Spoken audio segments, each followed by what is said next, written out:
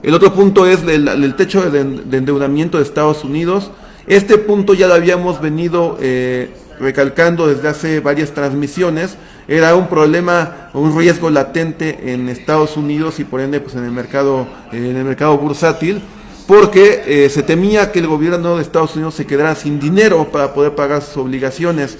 Tenía como fecha límite el 30 de septiembre, pero ya llegaron a un acuerdo.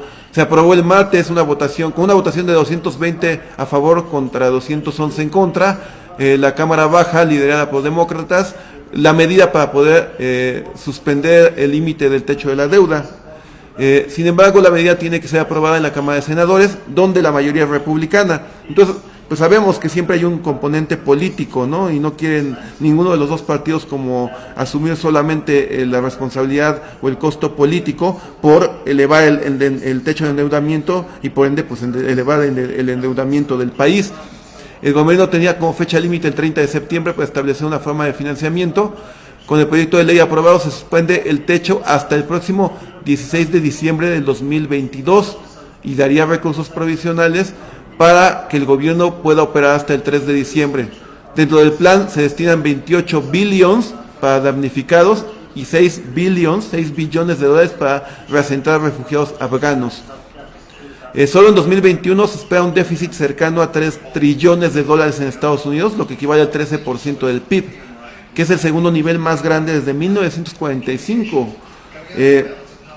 Todos los gobiernos en general pues tienen que, para poder pues pagar todos los compromisos que tienen en cuestión de pues las inversiones que tienen que hacer en infraestructura, en servicios y demás, pues tienen que recabar a partir de los impuestos, a partir de los productos, derechos, aprovechamientos, etcétera, y todo lo que no pueden levantar a través de esos medios, pues lo tienen que hacer a través de la deuda, y la forma en la que ellos se endeudan, todos los gobiernos, es a través de la emisión de los bonos. Por ejemplo, acá en México tenemos los famosos certificados de tesorería, los CETES. Es una forma en la cual el gobierno mexicano o Hacienda puede levantar dinero para poder financiar sus operaciones. Y en Estados Unidos pues están los famosos Treasury Bills, todos estos bonos que emite el gobierno para efectos de que a cambio de un interés que te paga y a cambio de ser la economía más segura o la fuente pagadora más segura en el mundo, pues ellos obtienen dinero y con eso van cubriendo todo este déficit que tienen. El tema es que si el nivel o el techo de endeudamiento no se sigue subiendo, quiere decir que ellos ya no tienen permitido por ley emitir más deuda y por lo tanto no pueden recaudar más dinero y por lo tanto pueden tener el riesgo de no poder cubrir sus obligaciones y eso sería catastrófico porque, como les digo, es la fuente pagadora más importante del mundo y si Estados Unidos no pagara sus obligaciones, imagínense, sería una crisis de confianza a nivel mundial, le rebajaría la calificación y eso sería sería caótico, ¿no? Por ende, pues ya se adelantaron y ya incrementaron el techo de la deuda. Pero vean, este endeudamiento, ¿a cuánto asciende? ¿Qué tanto se ha venido subiendo? Vean, el techo de la deuda se ha incrementado 100 veces, casi 100 veces desde el final de la Segunda Guerra Mundial. Vean, en la década de los 80, el endeudamiento era menor a $1 trillón. Y para el año 2000, se había multiplicado por 12, ya 12 trillones de dólares. Para agosto fue suspendido, agosto 2019, y luego en agosto 2021 se restableció un techo el equivalente a 28 trillones de dólares, 28.4 trillones de dólares, que es pues donde se ubica ahorita la deuda de Estados Unidos. Estados Unidos debe 28 trillones de dólares. Y vean, aquí es como va a venir evolucionando la deuda. En la primera gráfica vamos viendo cómo la deuda pues siempre va a la alza y tiene que mostrar una correlación positiva con el Producto Interno Bruto de Estados Unidos, es lo que genera la economía.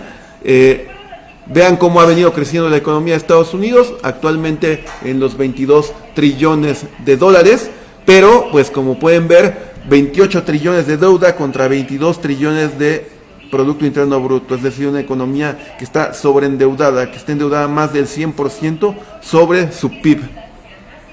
Pero pues al nunca incumplir en sus obligaciones, sigue siendo la fuente pagadora más importante del mundo.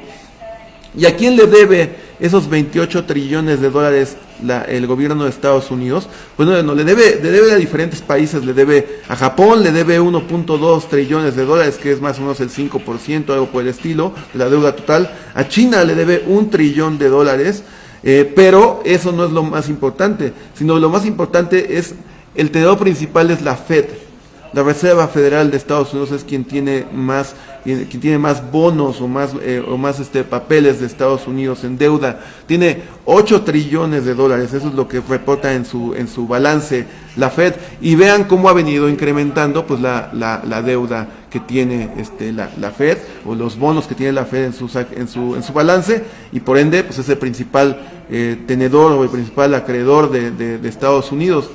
Ahora, recordemos que, a diferencia de lo que la gente pueda llegar a pensar, la Reserva Federal no es una institución pública, no es una institución que pertenezca a los ciudadanos americanos. La Reserva Federal nada más tiene el nombre, porque es una institución privada, es una institución que fue creada por banqueros y pues en conjunto con congresistas en Estados Unidos, y pues con el propósito de poder estabilizar o generar un pleno empleo y poder estabilizar la inflación. Esos son sus dos mandatos de la Reserva Federal. Para eso ocupa diferentes instrumentos, como pues esto de que es la compra de activos, la compra de bonos, moderar las tasas de interés, y pues con eso va buscando. Pero por ejemplo, para efectos de poder estabilizar el sistema financiero, poder bajar las tasas, lo que hace es comprar más deuda. Y esa deuda por la cual paga intereses Estados Unidos, pues bueno, los intereses, uno de las fuentes pagadoras, más bien la principal fuente pagadora para todos estos intereses es precisamente los impuestos que va cobrando Estados Unidos. Y por ley, uno de los destinos principales que debe cubrir el impuesto sobre la renta de Estados Unidos es precisamente el pago de intereses. Entonces, se creó la institución, se creó la Fed para ser el único organismo que pudiera emitir el dinero, pudiera prestar y pues pudiera mantener estos niveles de tenencia en bonos, pero además se cubrieron a partir de poder garantizar la fuente de pago a través del impuesto sobre la renta. Entonces, es un tema de que siempre va a ir creciendo, y entre más se vaya endeudando el gobierno de Estados Unidos, más va pagando intereses tanto a los tenedores internacionales como a la propia Reserva Federal.